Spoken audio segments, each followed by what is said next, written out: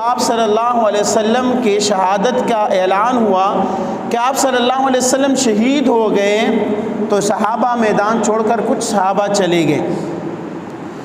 اس بات کو لے کر کچھ لوگ آج کے زمانے میں کچھ بدبخت کٹمل قسم کے لوگ اٹھ کر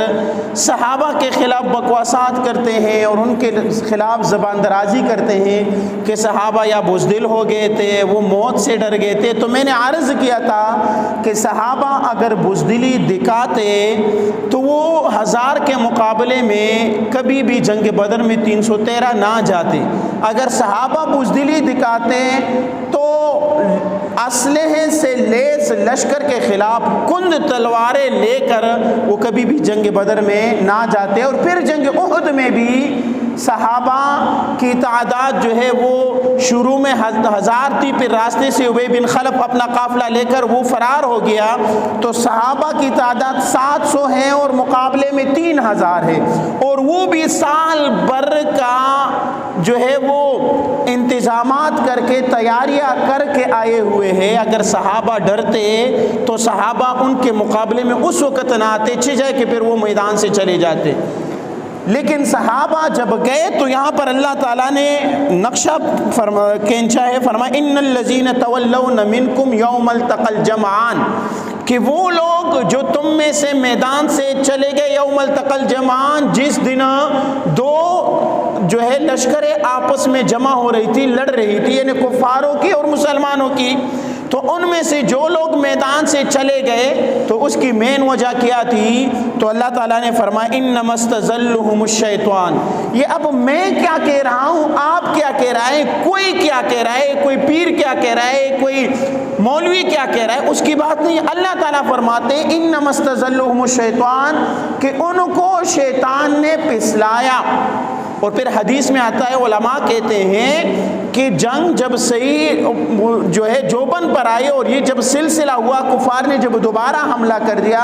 تو شیطان نے نعرہ لگایا کہ بھئی آپ صلی اللہ علیہ وسلم شہید ہو گئے ہیں، تو صحابہ میں کلبلی مچ گئی۔ اور اس کے لیے میں نے آپ لوگوں کو گزشتہ جمعہ مثال دے دیا تھا کہ جب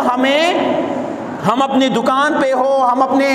کام کی جگہ پر ہو اور ہمیں آواز آ جاتی ہے کہ تمہارا بیٹا چھت سے گر گیا ہے، تمہارے والد کا انتقال ہو گیا ہے، والدہ کا انتقال ہو گیا ہے، بھائی کا انتقال ہو گیا ہے، تو ہماری کیا کیفیت ہوتی ہے؟ تو جن پر یہ حالات گزرے ہو تو وہ جان سکتے ہیں۔ تو پھر صحابہ تو صحابہ تھے، آپ صلی اللہ علیہ وسلم سے محبت تھا، شغف تھا، تو جو صحابہ میدان چھوڑ کر چلے گئے تو وہ صحابہ کہتے تھے کہ آپ صلی اللہ علیہ وسلم کے ساتھ لڑنا تھا ہمیں، آپ صلی اللہ علیہ وسلم شہید ہو گئے تو اب ہم نے یہاں کیا کرنا ہے۔ اور تو کچھ نے جو لڑ رہے تھے ان کے ذہن میں یہ تھا کہ جب آپ صلی اللہ علیہ وسلم شہید ہو گئے تو ہم نے زندہ رہ کر جو ہے کیا کرنا ہے، تو وہ لڑ رہے تھے۔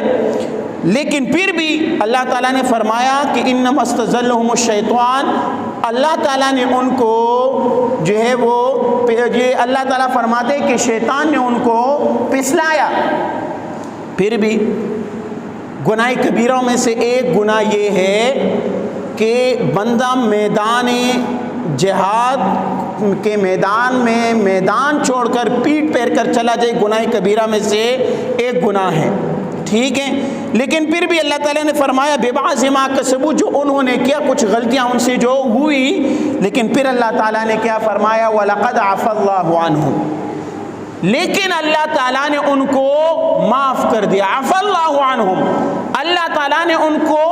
معاف کر دیا ہے۔ ان اللہ غفور الرحیم، حلیم، اللہ تعالیٰ بخشنے والا اور بردبار ہے۔ اللہ تعالیٰ نے جس آیت میں ان کی غلطی کا ذکر کیا، جو ان سے غلطی ہوئی، اسی آیت میں اللہ تعالیٰ نے کہا کہ آگے پیچھے جاؤں گا تو اللہ تعالیٰ جانتے تھے کہ ایسے قسم کے لوگ پیدا ہوں گے، ایسے ذلیل قسم کے لوگ پھر پیدا ہوں گے جو پھر ان کو ٹارگٹ کریں گے۔ جس آیت میں ان کی غلطی کا ذکر کیا، اسی آیت میں ان کے